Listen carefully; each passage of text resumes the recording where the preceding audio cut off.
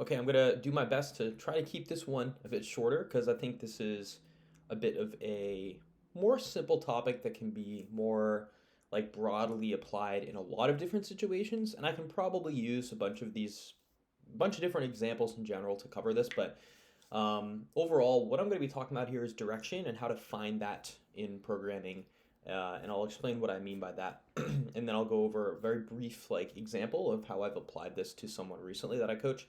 Um, but yeah, to just kind of get into it, uh, when we're talking about direction in programming, this is essentially something we need to learn about a lifter or about how someone responds to certain programming stuff. Um, and how we can apply that information and make future programming decisions based off of that. So, what I mean is, what essentially is is that, right?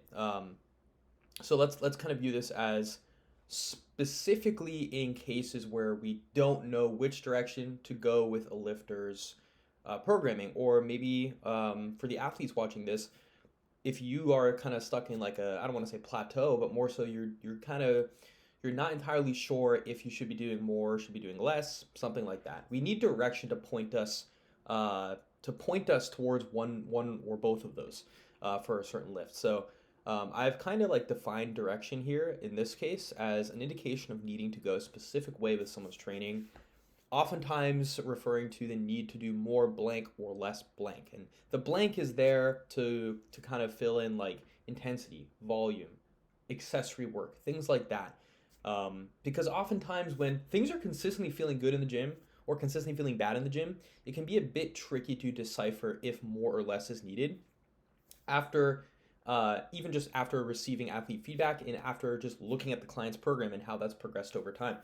Because sometimes you can continue to do more, let's say for a year, someone starts to do more and they respond well to that more, and then eventually they stop responding well to that more. Do they need more from there, or do they need less because you've spilled the bucket over? You know what I mean? So you have to do some playing around sometimes and pushing a couple buttons in order to establish some direction when things are directionless. Something that is necessary when question marks arise in training, essentially not really knowing which direction to go here. So it's something that is necessary when question marks arise in training or when a lift is not progressing and you don't know why. That's the big caveat here, is oftentimes we know a lifter needs more. And that's why controlling rate of progress is so important, because you need to dose that more just slightly sometimes so you have room to give them more when you know more is what's needed. But again, that's in the case that you know it's needed. And same thing for vice versa. If you know that someone needs less on something, which is less common than needing more, then you have the direction already. So this is more so referring to when you do not know which direction to go, and or when something is not progressing and you're unsure of why that's the case. Some general ways to test and establish direction in training is to essentially just push some buttons, to be honest with you. Reduce or add peak slash average intensity to a session preceding the dependent variable. And I'm kind of using that as like a buzzword for like the session we're looking to come in the strongest, or like the primary day or the indicator day. So preceding the dependent variable or the session needing to be strong. You can kind of view manipulating certain sessions or sets or weeks or exercises or whatever as independent variables in order to get the dependent variable to show up, which is your primary day or your top indicator set per week, whatever it is for that person. Um, some other general ways are to reduce or add volume to a session preceding that primary day, or just to experiment with like a minor pullback or push overall for like the final week of a block. So, for example, maybe someone has 2 to 3 blocks in a row where the end of block is consistently coming in weak, and you get to the end of block and you want to test like a certain direction to go, so you can kind of have that theory early before you transition into the following block. Pull back and kind of like deload a little bit during that final block, and if they come in stronger from that, odds are there's a little bit too much somewhere being done in order to foster like consistently strong training. um, or if you pull back and someone just comes in even weaker, then we know that there's some gap that needs to be filled with intensity, volume, or whatever variable you pulled back. So again, the theme here, like generally, you can just kind of push some buttons and see what happens. Might need to do it more than once to actually get a decent, set of data, but these are all really simple ways to just get some direction by manipulating these really small things. Some more specific ways to test and establish direction are on bench. Oftentimes when people kind of fully adapt to a certain workload and just kind of stop progressing as you're doing what you're doing, workload wise, average intensity wise, whatever. Doing something like adding multiple singles is a good way to really just like kind of low impact dose intensity on bench. Like literally don't touch a single thing. Maybe turn a secondary day single to a 3x1 and just see how bench globally responds to that, because that will give you some direction to possibly do some more benching overall. Or if bench starts to come in more fatigued or more sore feeling or just objectively weaker, 2.5, 5 kilos weaker, you probably know that going in the direction of doing more peak and average intensity throughout the week is not the way to go, because you've tested that theory and things have gone even worse. So you probably need to do the opposite, or maybe the opposite's not the case and you need to dose something else a bit more like volume or close the exposure timing somewhere. But we're really ultimately just talking about the cases when you do not know if someone needs more or less. Sometimes you just really need to poke around there. A couple other simple ways are to essentially do this with something like average intensity on back offsets. So plus or minus like 3 to 9%. So roughly around like 1 to 3 RPE. Say someone has a 1x5, 3x5 for a secondary squat. And the 3x5 is like minus 5%. Maybe bumping that to minus 10% or minus 12% or something like that. And just seeing how the primary day responds to that. If it starts coming in better, boom, there you have some direction in terms of that lifter probably needs a bit less on squat to come in strong to that primary day week after week. Or if they start to report things like the bar feeling heavy or their legs feeling weak and lacking pop, then they probably need a little bit more somewhere. And now you have the direction to do that because you've tested the opposite already. Something like altering rep count, so maybe bringing 5s to 7s somewhere and keeping the loading of that the same, so you're not actually changing the dosing of intensity. Simple stuff like that is some more specific ways I like to do things. But with all of those things in mind, the multiple singles on bench, changing some average intensity on back offsets somewhere throughout the week, minor additions or subtractions to rep count, we're really ultimately just giving ourselves as athletes and coaches some room and some direction to either do more or do less. And ultimately what we're looking to do is build and understand that we're not necessarily needing to come in the strongest possible every single week of every single block. However, it's important when establishing predictability and getting the needle to move forward for someone and just straight up getting them to progress, because you need to have some kind of direction in terms of how to progress a block and progress a full macro cycle over time. So you don't end up sputtering out anywhere. And when you don't have the direction and things are continuing to go well, and they stop going well, and you're not sure why, that direction needs to be established. So here's a quick example of someone that I coach where we've done this recently. It hasn't really, panned out entirely yet because this person has not started the block that we've adjusted this, but this is just a really like fresh on my mind, a recent example where we have a lift that we're kind of curious and don't know why it's not going as well as we're hoping. We've only been working together for 3 blocks. That's my guy Joe, but so he benches 145. So we ended first block together. We ended on a decent 142.5, moving at like a 9.5 RPE. The block after that, he ended on a 145 single at a 10 RPE, so matching his best, not bad. And then this block, a week early, he's hitting 140, so 5 kilos lighter than the end of block single there at the same bar speed, so like a pretty much 10 RPE with 140 kilos. So that's not good. We don't want that.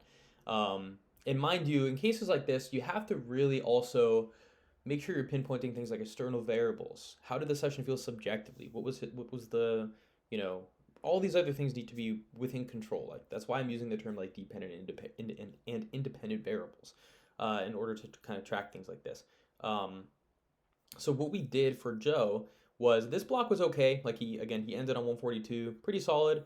And then we made some adjustments throughout the week because we were pretty confident he needed some overall more benching based on just like the subjective feedback he was giving and just kind of a hunch that I had based on the amount of workload we were currently doing and easing ourselves into for the first block. So you can kind of see here, and again, I'll kind of brush through this because more of the reason I'm explaining this is to give you guys like an applicable example.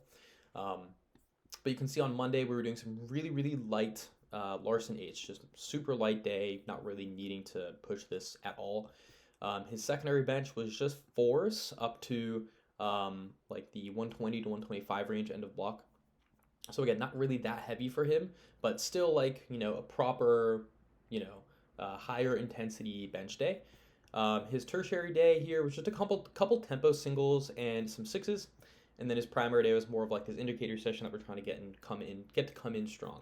So the block after he hit the 142, we made some minor changes to inch things in the direction of probably doing a little bit more and just seeing how his bench responds to that, because both of us thought that was the case.